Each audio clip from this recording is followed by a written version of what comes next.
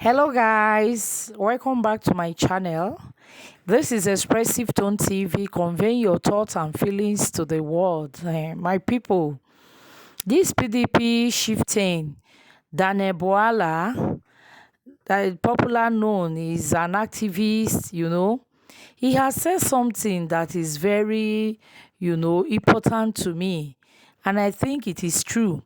For those of us that are still expecting anything from this government, he said this was how we were promised by President Buhari administration that everything is going to be okay, or that everything was going to be okay, and we waited in vain for 8 years.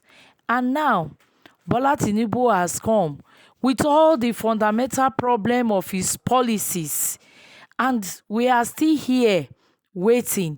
He said time is irrelevant to this government, that even if he is given 30 years to rule, he will not be able to do anything. Nothing good will happen. And for those of us that are still waiting, that are still expecting that things will be better, that things will be good, he said we should stop hoping in vain. That even if he's given 30 years, nothing will happen. I'm not the one saying it. Nobody should come for me. Don't come and say, you people don't have faith, you people don't have hope. I am not the one that said it. It is Daniel Bwala that said it. And I will let you see the video. But before then, please, if you have not subscribed to my channel, do subscribe to my channel, press the notification bell, and also drop your comments below. What do you think about what Daniel Bwala has said? Is it right that even if Tinubu is giving 30 years, time is irrelevant to him because he does not have plans? No plan. They have problem with their policies. That is what he is saying. Everything about their policy is wrong. So no matter what you do, no matter how they try to buy time, no matter what you tell them, nothing can work. That is what he has said. Please watch the videos. I will see you in my next videos. Cheers. You see, when people talk about be patient and wait, you have to look at the time frame within which the public officer himself is expected to execute his work. The president has just been voted into a term of 4 years. He's 8 months into the term, which constitutes 31.8% of the total time that he has. He has less than 70% of the time in government. When is that going to happen? 2, when President Buhari took over in 2015, it was the same language. Nigerians patiently followed. Today, tomorrow, they finish the first term, they enter the second term. When there is a fundamental problem with policy, time is, we look at budget, price water Cuba, you look at Rwani, most economics that I have listened to, the analysis on the budget of the president, with which he is expected to execute the agenda, they have faltered it flat out. Now, let me tell you this. The policy that you said you want to change. Now, for the economics, talk about long term and short term. Every planning has 3 stages: immediate, mid-term, and long term. What Nigerian people are crying because of this policy direction are matters that fall within the immediate, which is called intervention. For example, when you took out fuel subsidy, Nigerian people knew that you are going to be making about 9 trillion every month just by not giving the subsidy. And the president said the reason why he was taking out the subsidy is because the subsidy had always ended in the pockets of few people. He wanted Nigerian people to feel the impact. So what happens to the 9 trillion naira?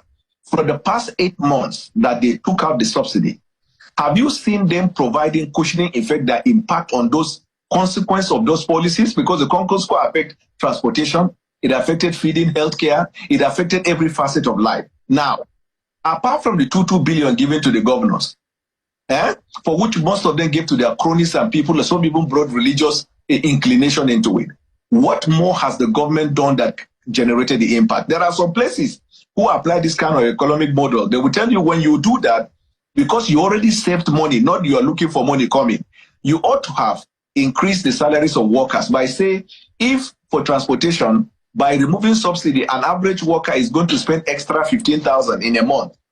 Then maybe in feeding, because of rises of items, going to spend extra 5,000, meaning 20. You look at other areas, you put them together, impact it into a salary. Do you need a long term to be able to do that? Secondly, they said the reason they are saving the money is so they can invest in infrastructure. In the past 8 months, tell me one infrastructure project that was laid on ground. Meanwhile, every month we're saving 9 trillion. This is in addition to the multiples of millions in naira, in pound, in dollars that have been recovered from looters and people who looted the treasury in the last administration. Tell me one program on ground that has impacted on the lives of the common people. There is no healthcare improvement in any capacity. So when you talk about long-term plan, you are talking, let's say, for example, if you are constructing a road from Lagos to Ibadan, you will say it is going to take 2 years before it will construct. I think people should see construction people on the side. Now, what about those areas for which the money has already been saved and you need to then release it to impact? In fact, even the planning and the implementation of these policies have been faulted. Let me take you to just the one of 4 days ago. They gave out subsidy to people traveling for Christmas, Lagos, blah, blah, blah, blah, blah. Have you seen the implementation? Less than 7% got impacted by that. A lot of people didn't get the money. Didn't get to access it.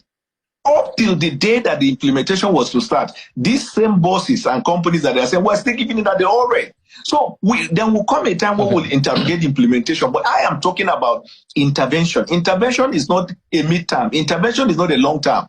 Intervention is immediate. What is the plan and the policy of the government? Meanwhile, why I say that Nigerian people are more patient than the politicians is that, meanwhile, on the part of government, look at the trip to Dubai and look at how much waste that was made. The average SUV for the lawmaker that costs about 150 or 60 million. You have 3 senators, for example, in a state. If you multiply 160 by 3 and devote this money to the 3 constituencies in that state, you can imagine how much it will go. Nobody's looking at that. The cost of government has been enlarged and increased. So we see Nigerians saying we have seen the movie before. We know where we're coming from. We want to see deliverables. We are tired of English